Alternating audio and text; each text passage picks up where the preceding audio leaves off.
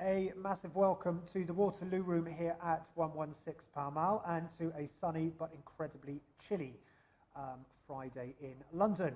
I hope the weather is slightly warmer where you are.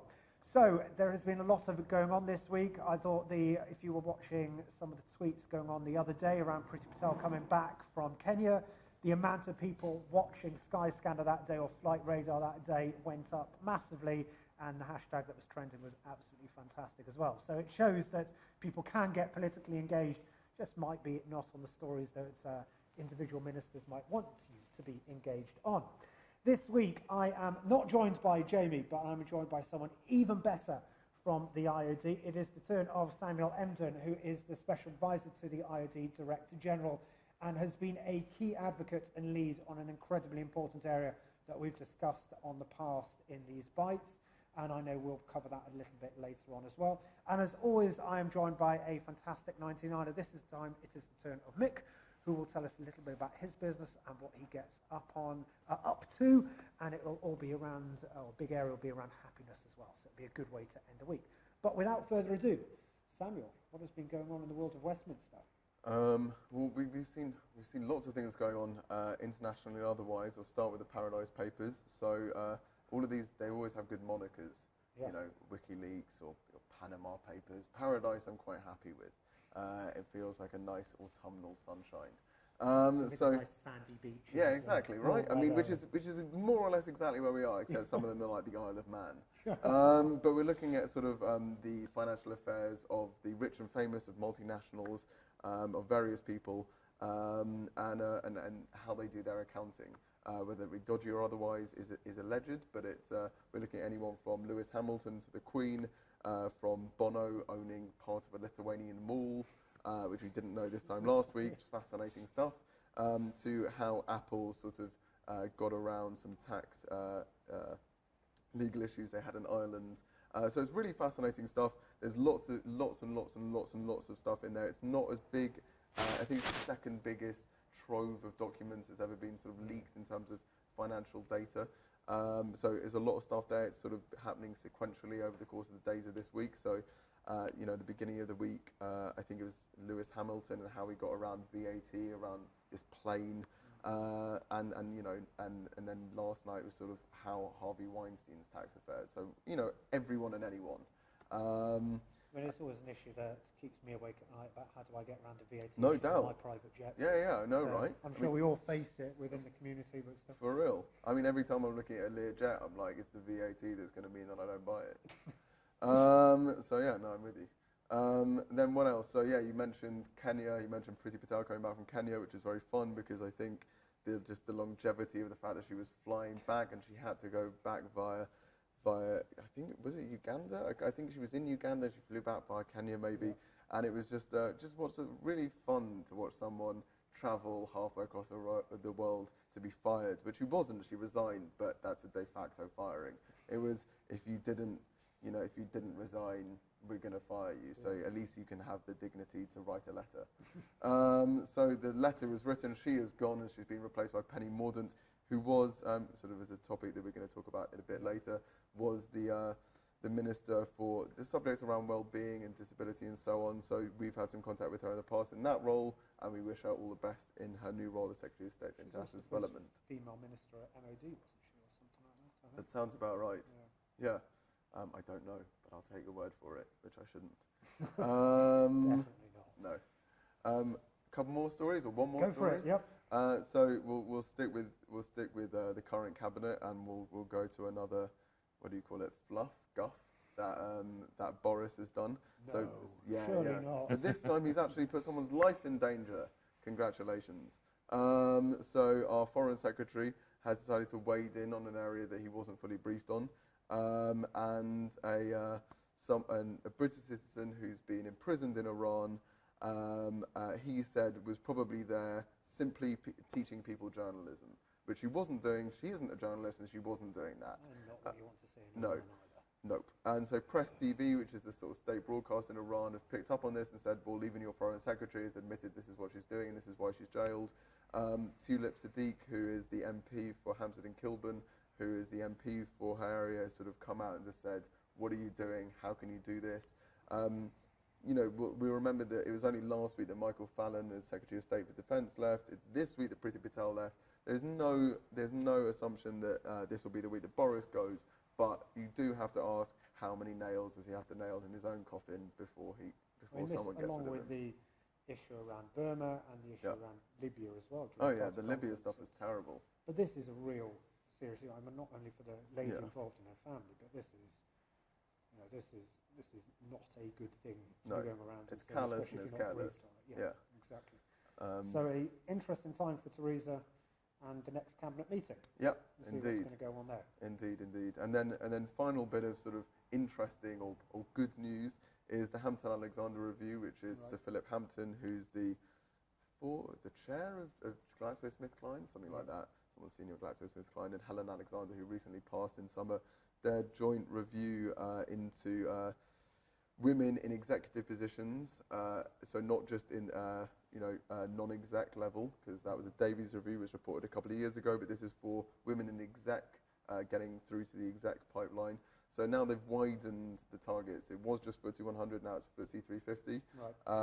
So it's about how to get roughly a third of boards having women in executive positions, I think by 2020. So that came out, and it looks like the FTSE 100 is on target to do that. Now let's widen it to FTSE 350. Okay. So that came out yesterday, I think it was. So movement in the right direction, more to happen, but looks like the FTSEs are going. Exactly, and it's only the good things of stuff like the 99, which has not exactly gender parity, but you know, much more than a lot of organisations. Where you know, if you're going to start your business now, then hopefully in a 5, 10, 20 years time, you're going to be the person leading these big companies, and it's, you know, especially if you're women. Fantastic, Samuel. Thank you very much for that. And the area we're going to come on to in a little bit will be around mental health.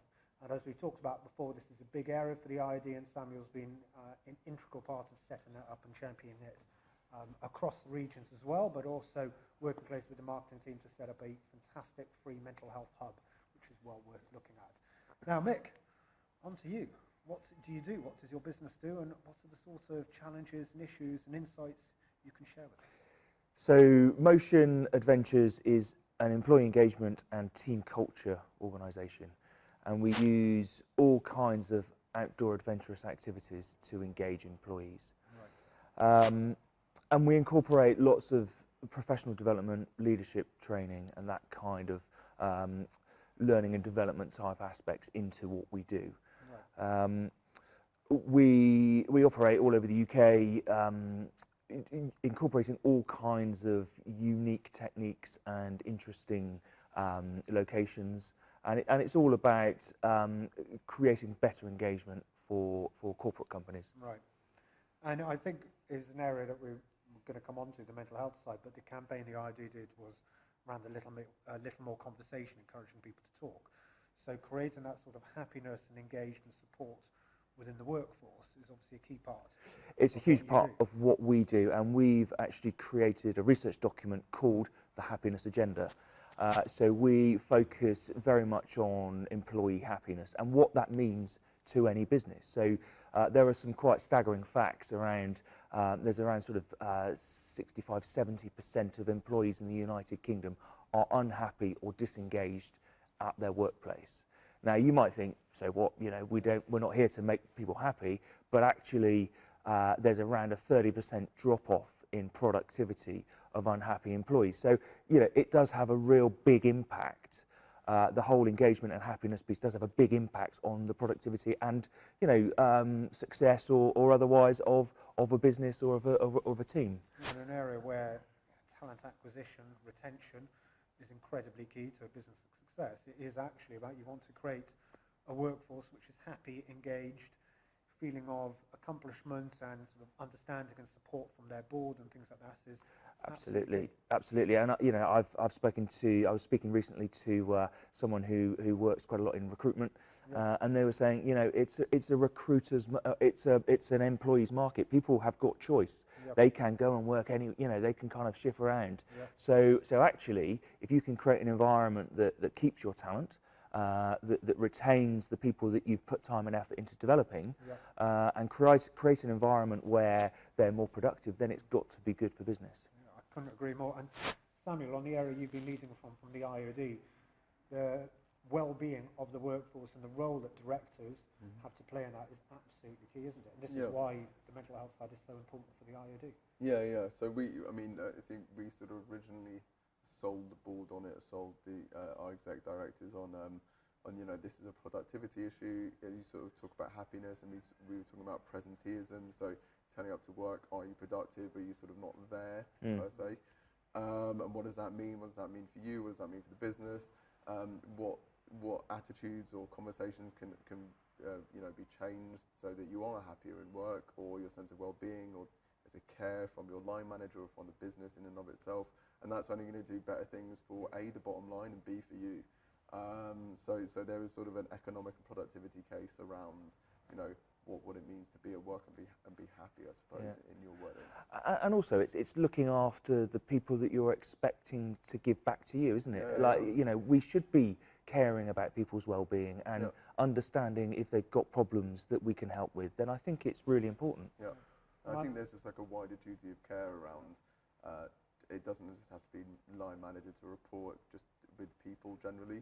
Yeah, for sure. And enabling directors to feel as if they can create that environment, because too often there's that sort of British stiff upper lip mentality of, well, we just won't talk about it and everything's fine, and no matter what's going on, to create that culture internally of it's okay if you are feeling down, if there is an issue you're facing, if you're feeling under pressure, all that sort of stuff, that you can have that conversation. It's okay to have that conversation is incredibly important. Yeah, definitely. And enabling directors to understand, to create that environment within. I know there's a number of webinars or videos on the portal that talk about that issue, and encouraging people to have that conversation internally is absolutely key. Yeah, definitely.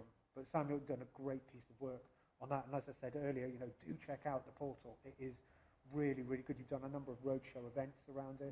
Are there going to be more? Are we going to be doing more? Yeah. So it's us and an organisation you might be aware of called Mental Health First Aid England. We do just great literacy and awareness raising, because some of this stuff isn't just you're not supposed to say, if someone comes to you and says they have schizophrenia, that's not a conversation you could probably have. But if someone comes to you and say, I'm feeling an undue amount of stress, or I'm feeling, mild anxiety over this, or whatever it might be, as with everything, like, if I punch Alex in the face, which I do regularly, then, he's going to feel pain. But that's his physical health. We have physical health, we have sexual health, we have mental health. It's just something everyone has. So what does it mean if I sort of continually abuse Alex? It might mean, verbally, it might mean that his mental health is, slightly decreased or lower, or he's ill in that regard. So how do we just have these conversations? And if he comes to me and says, actually today I'm quite irritated, I'm feeling this, that, and the other, and it's causing me to feel real stress at work, then I can deal with that. I can have that conversation and just have a cup of tea with you, or go for a walk with you, or whatever it might be. Absolutely. I think the core of our business is adventure and outdoors. So there's also a lot of research around the benefits of being outdoors. If you're stuck in an office 9 to 5 every day of the week, it's not a natural environment for us to changing the environment, getting people away from where they are, and encourage people to open up. But when you're dealing with whole teams, when you see issues of directors and senior individuals within more junior teams as well, how do you deal with that within the training and support, or the outdoor activity you do, to sort of remove that hierarchical structure and enable people to feel more engaged, rather than it doesn't matter if I'm outdoors or I'm in the office, this is still my boss? Yeah, no, absolutely. And it's a really good point.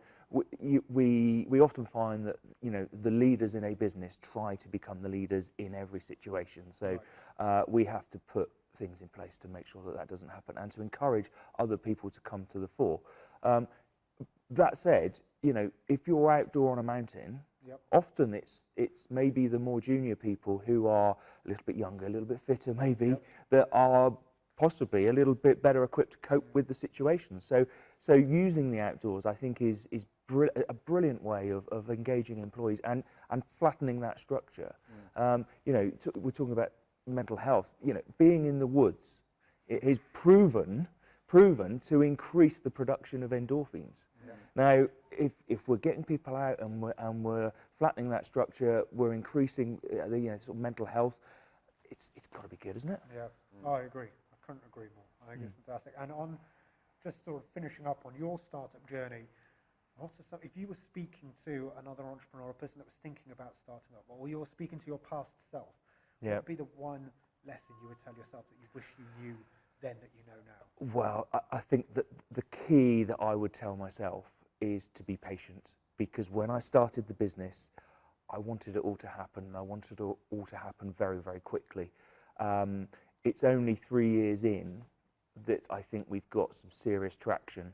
We're working with Lloyds Bank and Hewlett-Packard and Airbus and Morrison's and lots of big corporate organisations. But I wanted that straight away, and it just took time and effort and long graft and late nights and early mornings, and The foundation. yeah, and you just to build a successful business, it takes time, and you've just got to be patient, haven't you? Yeah, exactly. Great advice, Mick. Thank you so much indeed. Samuel, thank you so much for your first bites. I hope you agree to do another one. Do check out the mental health portal. It is absolutely brilliant. It is worth its weight in gold. It is so important. So have a great Friday. Have a fantastic weekend. And do have a little conversation with some of your teammates every so often. Thank you.